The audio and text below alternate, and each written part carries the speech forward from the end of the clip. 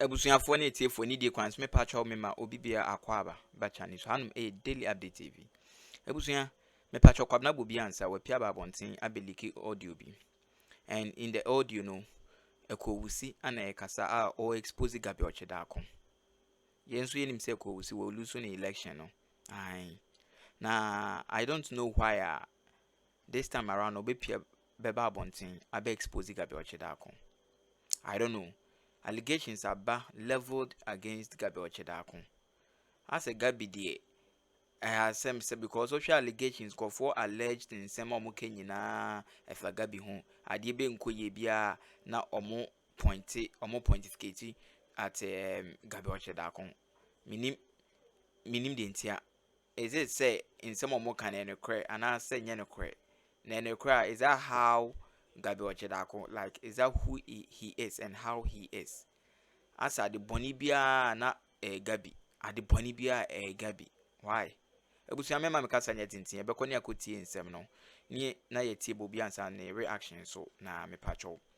Wo comment afa comment section ye beje na yakenkan. Yankopon sha no nyokes me da se bebre. Cape Coast North to say, oh, the Ekow be winning hands down. But Ekow has always been the people's boy. You might have your reservation about Ekow, hands down. Cape Coast North. But even before becoming, what can the program NDC NPP before or other people I cheer boom cheer. I'm telling you, Ekow Cape Coast North. The Ekow is the homeboy, darling boy. Now they will be there as a enemy. Ekow Afashama NDC. Majority of NDC people, as if some omo one and more. Yeah. Unless the doctor uses a different strategy, or you're appealing to the youth, or you're appealing to the puano fono, or you're appealing to the aged, or you're appealing to the good, the bad, the ugly. If you can imagine, or say you be or man nam for be brave, if it be spreading gospel more. Ma, proud to become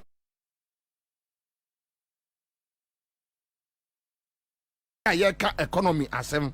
No man hene your friends say asem pa say Ewusi wo ema hwem kwase asem.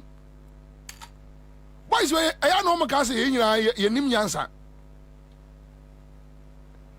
On mind to say Ghana, you want to destroy the country and walk away.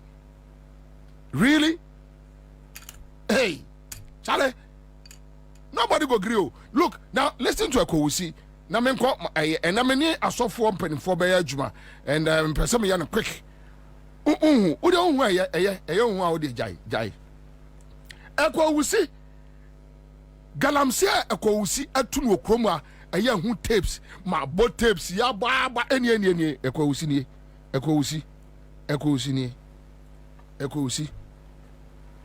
Ewusi ni. Yes, sir. Nakana. Asudana. You are the more now, swear. Reaction.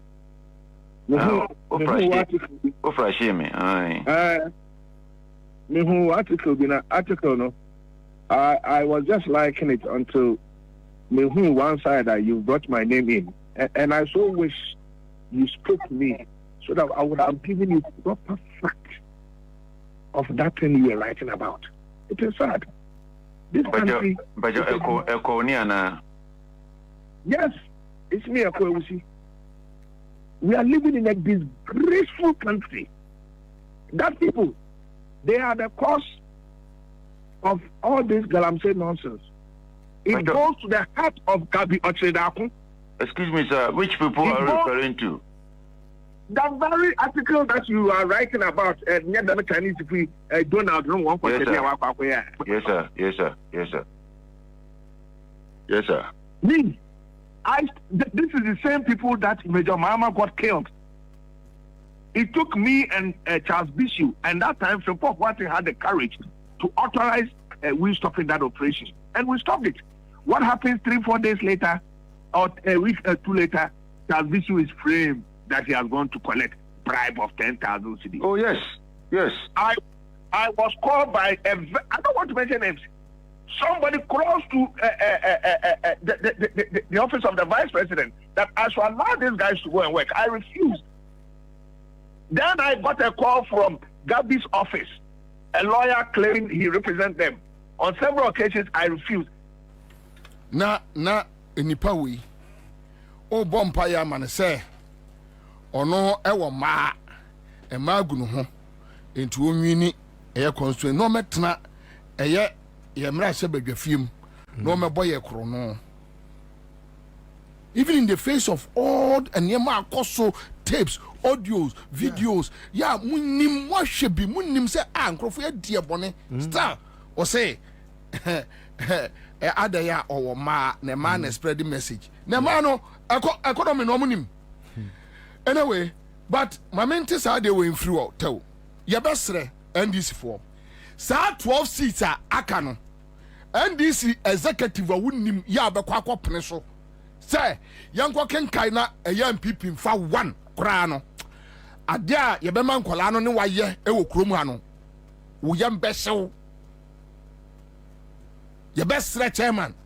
Mo ya ade owura siedu nkatia fifi kwete Yamin Mustafa Bandi women organizer Anabisiu Pablo mo adwuma we dia mo ye papa ni ani so yani so akaso opportunity Sami Jamfi Akugan munyina adwuma no amoye no yani so pa ye ni problem bia na 12 we aka no samo mo fa Tanko Dr. Tanko Dr. Manebo mo ye adwuma no mo aye no perfect 12 we first by na me senka me de menka mo fa na emfa kira ya mo fa Masa, mudi agra ye be mobilize boys are moving from one police station to another.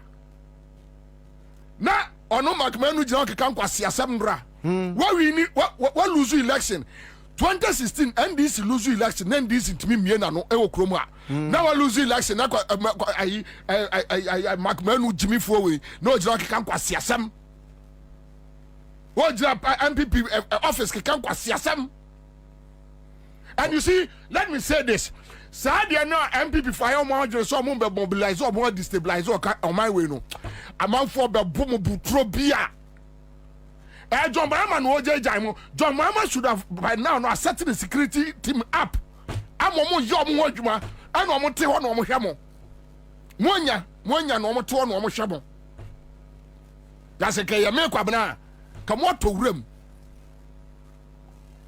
By this time, Kesi this a new security team in pressure. Kesi what come good them and one your freedom. Thinking saying Ghana for Antino. Mwasi akwate te baby na mo mobilize avalanche attack. Mumra. Muya mama.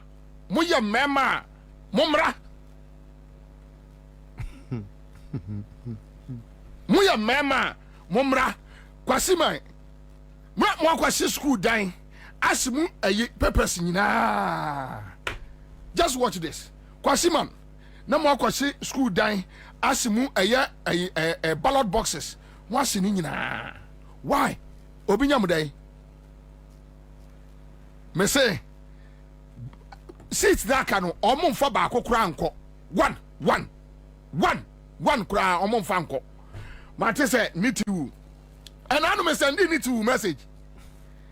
Need to defense me send the message say need to said ye aboni dua anka ne to no saa na anka ne say why mobo wonu need to ejira ho say BBC wa abato no yemfa nse dampare na dampare na me akunkum nipa need to na de all kasa akere yen de besi bia NC because ankomu we enti be use 12 we no e dey make sure say you destabilize the country. Nti sa obi Ghana fo agu animu asese kasi tu ewuja hokọ na bio uja hokọ animguase we ya aba no kasi uja seat no hokọ say no Ghana fo pa na omo mpeye so let me just walk away now wo Jenensa bo wadi kire wo mo say they should go ahead. But you see, when you have a stupid woman leading an institution, these are some of the things we get. Ya Jenensa jankwasi adena wudi no wa ntiase mo lose ya still won ntiase won on dia omo ya lamte NDC chairman kra lamte on dia omo ya no wodo me kwa benya ye ka kire lamte se lamte jai ade a wo ya NDC no jai na enkwala na ni abre amanfo ni abre na ofisa wo land gas and na ototo nsatwene na ototo nsatwene nka wa obehu ka you go see something 3 years approach for ba calamity ka obehu udidi atem ni nyina na ade na hwe odin o but some of us ye wani ekwa akiri say bibi besi ka obehu mo de aya mo fa ndisi party ni agro mo behu mo de nkwala no be ye mo nkwala bre omo esofa kokoye adwuma na mo te akire na mo no mo chinchim niema asa nkwala no nim nyansa kwasi man yakwa kwasi no case die ade wey keni kwasi aduru baabi ayaduri and you see yangotie aya nitu na memfa nwie na asofo no metra se when you have the defense minister accusing the IGP, the NDC must know that there's a security gap. The NDC must be smart. They must know that there is a security gap. When you have the defense minister accusing the IGP, be careful. Be very, very careful. The Ebeka no. And this more winning power. Ghana for iron trust or minor shamonsem. Mon son ingina mudia so. Mamon kodem. Mamma power no and mamutimunyamo de and kodem. Mon sorry jina mudia so mon saw mine. Mama Agufadu who say from this time to 7th you are in control. Lante don't know. Clemens Sato. Jato oton saseno. Tijato na nedi ojane say. We as a country agreed from 2008 that ministers of state, government functionaries, including the MMDs, so municipal chief executives, the DCEs, ministers of state, government officials, members of parliament cannot and should not be in charge of security when it comes to election matters. It should be left to the purview of the security services led by the police. So at the national level, it is the Inspector General of Police who is in charge of the security, the committee that oversees the security when it comes to election purposes. And at the regional level, it is the regional police commander who is in charge of it. And at district level, it is the district police commander who is in charge of it. And so that's how it is. There's an election committee at the national, at the regional, and at the district. If you are calling the Minister for Interior, he would just simply come and tell you he was not in charge of it. It's the IGP. If you call any other person, whether it's defense or interior or any of the ministers, they will just be there. They will have no answers because at the day of before elections, the election and after election, is the security people who are in charge, led by the Inspector General of Police. And so if the Speaker thinks, or the House thinks that they want to call the election security to come and brief this House, it cannot be members of, it cannot be ministers or government appointees because they have no role. And in fact, it was good. It's good that the executive were not in charge of security. It's always been like that. Because you cannot be a judge of your own court. It's wrong. And so that's why if you are calling somebody, it can only be the IGP and his team that will come and then you decide what happens. But I can say the record does not speak, or the record does not support your position that it was just 2020 and 2024 that people died out of election. I can tell you 2004 in Tolong, in Kumbungu, go and find out, and several other places, people lost their lives. But Mr. Speaker, it's the decision of this House. If they want to call them, we can discuss these things. But just like somebody hinted, some of these discussions, it helps when we first do a committee of the whole, and after that, if we decide that there are some things that we want to talk to the public. We as a country agreed from 2008 that ministers of state, government functionaries, including the MMDs, so municipal chief executives, the DCEs, ministers of state, government officials, Niti ukate se Tolong Kumbungu enka omodin enka niti umo edin se Tolong enipa asumesi ni asumesi 2004 omuwe And Nitiwu knowing that he's very stupid. 2004, now when I was MPP. So when you talk about killings in 2004, said Toloni Kumbungu, enipa we are. Nitiku wajimi. Mina why na wabem? Your party and na wabem in 2004. Even that was when you killed Issa Mubila. Yes. Adukofo was the defense minister. And you complaining, I'm a wine. Now, who complaining, I'm a wine, say, Tolon, Kumbungu, how many people? You couldn't even mention. And even if it happened, and why are buying, and I know also, why don't they cross state security? Can you say that the same about 2012? Can you say same about 2016? Until say you call 2020, when you killed 8, even some of us we know say 10. Then this time around you have killed 4. Near Fronia Busawa. So Nitiwu should tell us, those military men seen in videos. Yes. Sir, you are the defense minister. Yes. Then you can punish them. You know so. Yes. And the military for now on police station some video. Mienu any obi kwakunye ewo Obuasi police station no. Who deployed them? Who deployed them? You know so are they under Dampare? Who deployed those military men? But I go to the parliament. No, I can't kwasi asem. Nitiwu Jimmy Fowe I can't kwasi asem. No kofie. Why not deploy Sankro for no? Sir, military for no. Their faces are there. Some of us, I said that compile on faces. Say, see, I said 2 guys no call boss no. I'm out for show. And we are aware that they are not military men, they are MPP boys. Omo Johnny, because I'm out for show. Why? Are they? And this way, you just raised something about the mutiny. Yes, Kara. Maminche for Namincha Membo Abaso. You are allowed out there. And let them say, any traffic Munkwa, me trim cry will become one. Me say, I loud up, Antino, Namishana or more. No, Yameka. Kara, okay, say, answer na ye Osha in this 8th parliament. Na your friend is saying, assembly cause or Mashibedium because there were 137 members of parliament on each side. Emma Asuja Phoebe Bora Parliament. Koransa same way, I don't know how else I should discuss it in public.